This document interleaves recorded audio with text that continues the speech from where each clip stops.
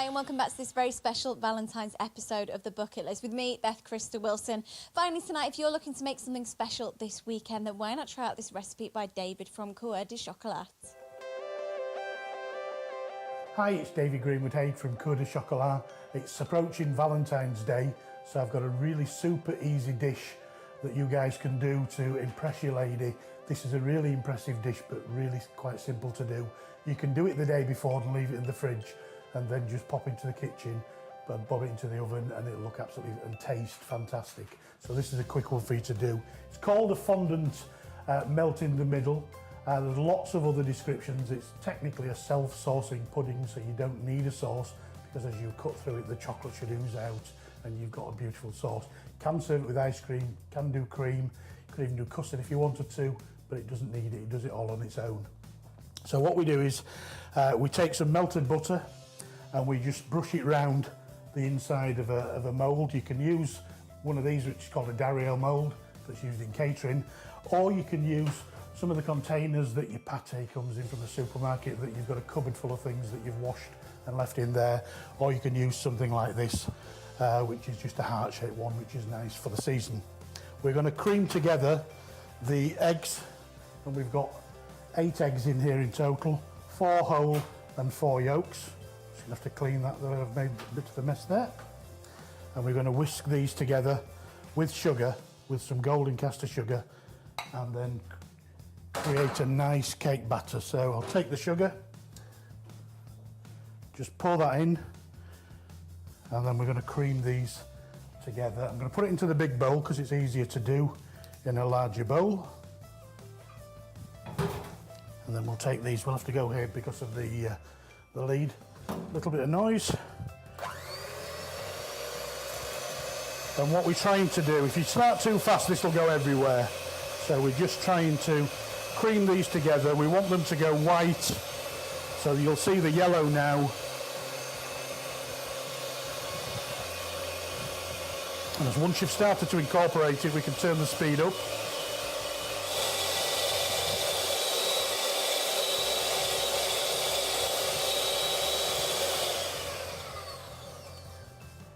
You can see how that's increased. I'm going to give it a little more in a second. I'm just going to put the chocolate into the microwave. So we take 200 grams of butter, the recipe will be available, 200 grams of chocolate, so equal quantities of both. These are going to go straight into the microwave. We could put these in a pan and do them in a bain-marie, but most of us have got a microwave at home. We don't want to mess around with boiling water, and I'm going to give that 30 seconds. And that will start. I'll bring it out, I'll stir it a little, I'll put it back in for another 10 seconds, and we'll do that.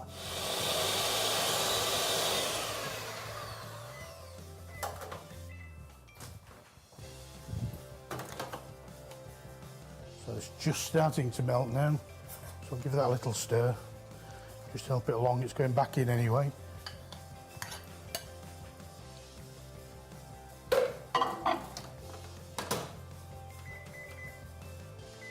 Put another 30 seconds on that, and that should be it.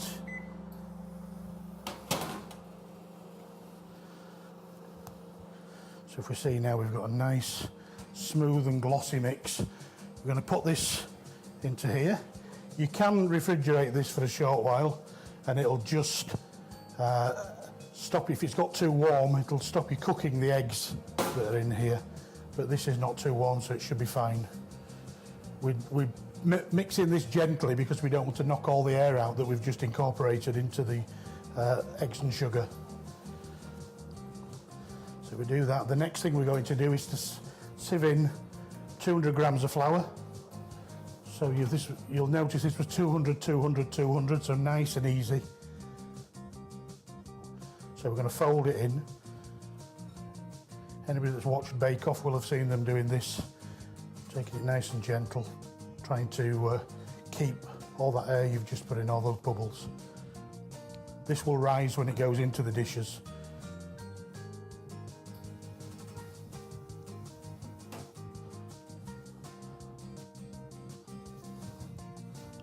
And then what we're going to do is we're going to spoon them into these dishes, into the moulds, put them into the oven on 200 about gas mark 6, if you like old money like I do. And they're going to cook for between 10 and 12 minutes. Now, if you're doing these the day before, it's worth you cooking one just so you know how long they're going to take. Because it's really easy to overcook these. Undercooked they'll collapse, overcooked they'll be really dry and not very nice.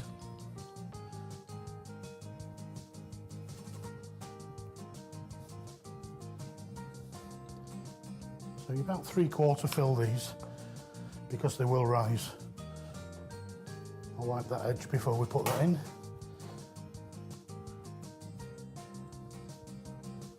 Depends how hearty your appetite is. You see, that's the heart one is probably a sharing dessert rather than a single portion. Unless you're me, of course.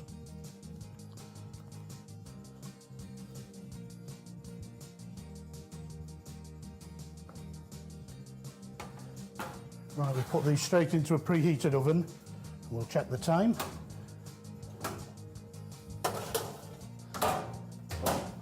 And we've now got time for a cup of tea.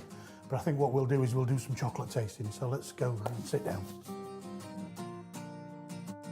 When we taste chocolate, most of us just put it straight into our mouth and start to chew. So what I'm going to try and do is slow you down, give you a sensory experience so you'll taste all the elements of the chocolate.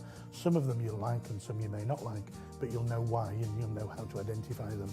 So we're going to look at it, we're going to touch it, we're going to listen to it, we're going to smell it, and then we're going to taste it in that order. So we're going to use all our senses. We're now going to open it and look and check the inside. What we should find inside here is smooth, shiny, dark chocolate.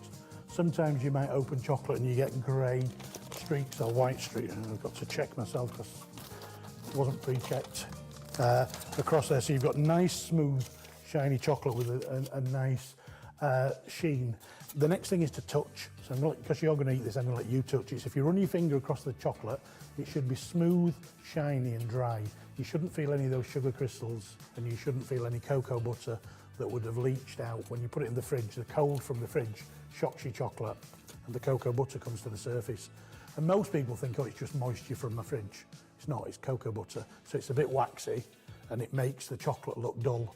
So I'm going to hold this near the microphone so we get the sound. But the snap that you get there is telling you that those fat crystals, have been bound together properly, and then you physically got to work to snap them apart. And the higher the cocoa content, the more difficult to break a chocolate piece would be. We're now going to smell it, so I'm going to get you to put a piece of this into your cupped hand. So if you take one of those, doesn't matter how much, you're just going to break it and do that. And then if you lift it up to your nose and have a really good sniff, the first thing you'll get will be chocolate, but there's 1,500 volatile aromas in chocolate. So you'll get things like oak, red berries, like an earthy smell. You might get something that's a little bit like coffee or tobacco, so you have another sniff because there's lots and lots in there. And most of us with chocolate don't get anywhere near this when we do that. If you break yourself off a square now, put it into your mouth, close your mouth and then pinch your nose just for a second. That isolates your olfactory system. Because chocolate starts to melt at 25 degrees, it should start melting on your tongue immediately. Release your nose, open your mouth a little bit and go, and just suck some air across the top and you're spreading all those aromas around your mouth. There's lots of things you're going to find. There's 1,500, so there's more than I can suggest here, but you'll get those. And then you're saying, did the flavour come in really quick and then disappear? Is it building and getting more complex now? So you're now tasting other flavours. You might not be able to recognise them, but you're noticing it's different to when you first put it in your mouth. And that's how to eat chocolate mindfully and know that you're going to enjoy it.